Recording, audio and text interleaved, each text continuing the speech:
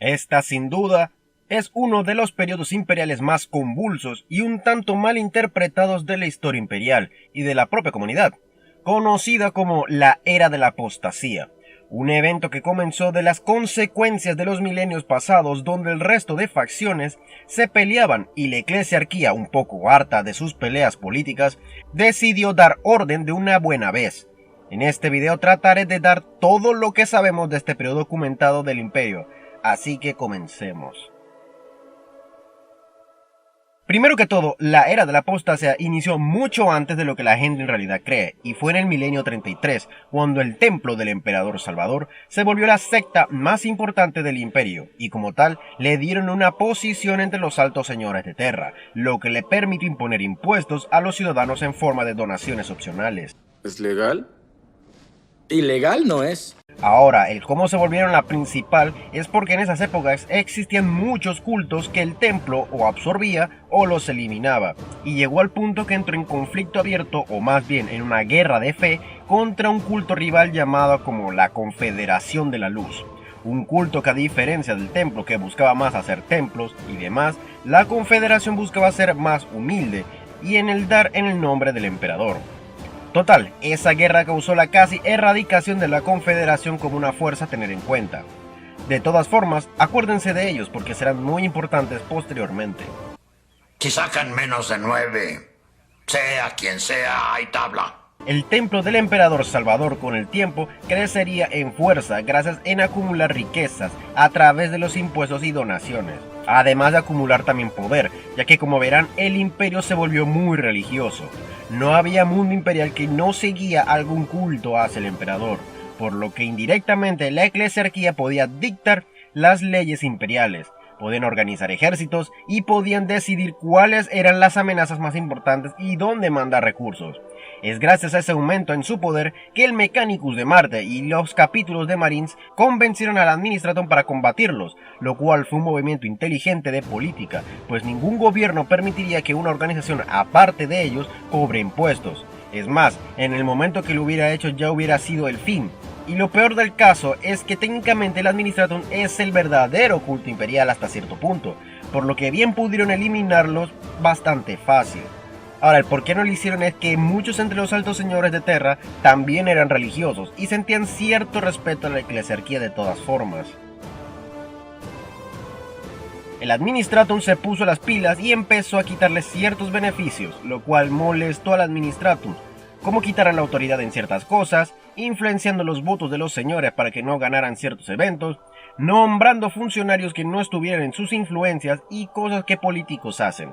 Con el tiempo, la eclesiarquía había declinado tanto que muchos eclesiarcas para el milenio 35 eran débiles e incompetentes. Desde la perspectiva del pueblo llano, la eclesiarquía seguía tan magnífica como siempre, pero desde bambalinas, el Administratum la tenía bien amarrada. ¡Levántate! ¡Levántate ya, carajo!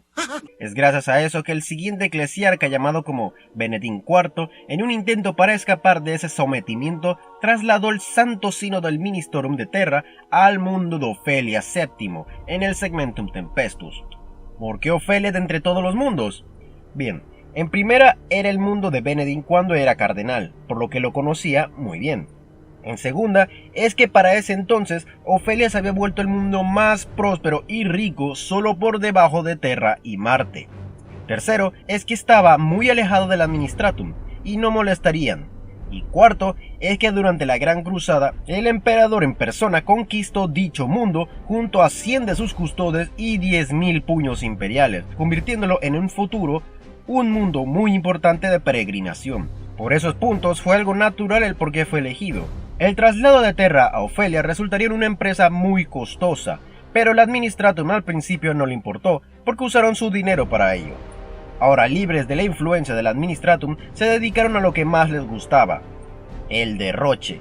Con los impuestos se crearon construcciones de tamaño titánico para dar tributo al emperador, y al mismo tiempo ver quién la tenía más grande por puro ego. No, en serio, Ofelia se volvió un lienzo enorme donde se construían catedrales que cubrían más de 90.000 millas cuadradas de tierra, lo que en kilómetros serían casi 145 kilómetros cuadrados y más de 4 kilómetros de altura. Para poner en perspectiva, sería tan grande como cubrir toda Nicaragua y partes de Honduras y Costa Rica. Y esto solo fue el comienzo. Debido a la distancia de Terra, esto les permitió a Benedín y sus sucesores recaudar más donaciones para convertir Ofelia en lo que sería el primer mundo cardinalicio conocido. Catedrales enormes, campanarios, santuarios, monumentos, estatuas del emperador y de santos imperiales.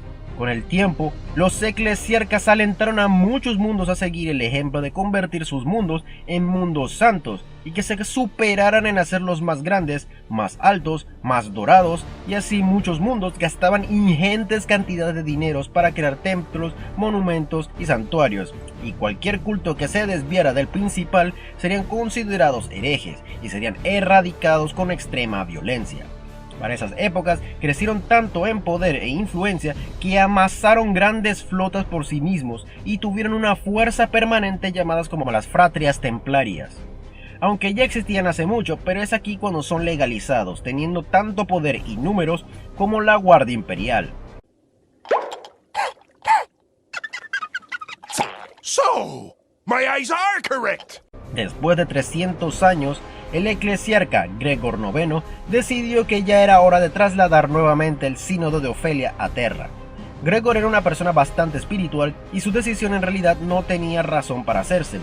Se presume que el propio emperador le habló que fuese así, pero la veracidad del mismo está en duda. Cuando tomó esa decisión, en realidad tuvo mucha oposición de muchos cardenales y muchas otras personas fuera de la eclesiarquía, pero él dijo que debía volver, pues Terra era la cuna de la humanidad y como tal, su fe debía volver.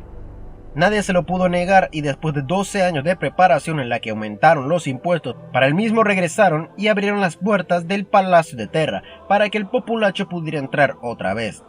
Si ya de por sí llegar a Terra costó dinero, reconstruir y reparar el palacio, mucho más, por lo que subió aún más los impuestos. Gregor tenía planeado otra cosa en mente, además de cambiar la ubicación. Planeaba cambiar también la institución haciendo reformas para que la eclesiarquía no fuese tan estricta con el dinero y que no fuese tan avaros, cosas que muchos se negaron. Justo antes de que lograra hacer sus reformas, Gregor fue envenenado por su comida. Un hecho sin precedentes del que lloraron muchos eclesiarcas. Millones fueron a su funeral y muchos cardenales lloraron su pérdida tan temprana. Bueno, no se le quitará lo muerto. A trabajar. Poco después se eligió nuevo eclesiarca y el despilfarro siguió. ¿Quién sabe lo que se hubiera evitado si Gregor hubiera logrado hacer sus reformas a tiempo? ¿Por qué los buenos mueren jóvenes? Como dato adicional, y paréntesis, ¿no notaron lo cercano a la historia real?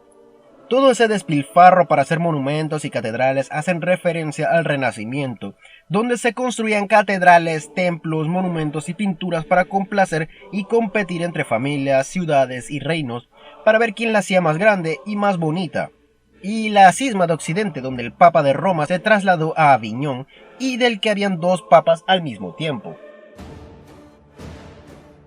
Con todo ese despilfarro, muchos mundos ya estaban hartos, pues ya no podían pagar de manera opcional los impuestos, por lo que muchos mundos empezaron a rebelarse de la eclesiarquía, lo cual respondieron con mucha represión, enviando a las fratrias para aplastarlos. ¡No tengo nada! ¡Pinche gobierno puto! El eclesiarca de ese entonces, Alexis XXI, incluso usó el assassinorum para asesinar a gobernadores que usaban sus donaciones para hacer sus propias fuerzas para rebelarse. Con ese dinero volvían a hacer templos cada vez más grandes y estatuas de eclesiarcas difuntos. Quizás lo bueno de esto es que la eclesiarquía hizo muchas rutas comerciales seguras para metales y joyas que serían útiles para demás materias primas. Para ese entonces, las rebeliones seguían y las fratrapias las reprimían, y muchos de los altos señores lo veían como excesivas, en especial el Mechanicum de entre todas, pero la eclesiarquía tenía una forma de callarlos. Resulta que un misionero llamado como Morven el Devoto encontró en el planeta de Fornost un complejo antiguo que investigó, descubriendo una base de datos de la edad oscura de la tecnología, que tenía una PCE para el diseño exclusivo del monitorum del Tank Emulator. ¡Maldito siempre va un paso adelante de mí! Para el milenio 36, debido a estas rebeliones y otras guerras de supervivencia, se desataron tormentas disformes por toda la galaxia, haciendo los viajes disformes en extremo difíciles, por lo que muchos mundos quedaron aislados, y como el Administratum y la Eclesergía seguían peleando por la plata, se desató la anarquía en el imperio. Muchos aprovecharon este periodo de debilidad para atacar. El caos, orcos y cultos por todo el imperio desataron el caos y la destrucción, y la propia fe en el emperador se empezó a fragmentar en diferentes cultos. El imperio estaba al punto del colapso nunca visto desde la decapitación. Muchos fanáticos veían que la Eclesergía le había fallado al pueblo, y más importante al emperador, pues se volvieron demasiado codiciosos y excesivos, por lo que veían estas tormentas diformes como una señal del disgusto del emperador. Mundos enteros se convertían más por la desesperación que por otra cosa. Es en estos momentos que la población buscaba un salvador en este predicamento, un héroe, y ese héroe sí que llegaría. Pero como esto es 40K, no sería el héroe que la mayoría esperaría.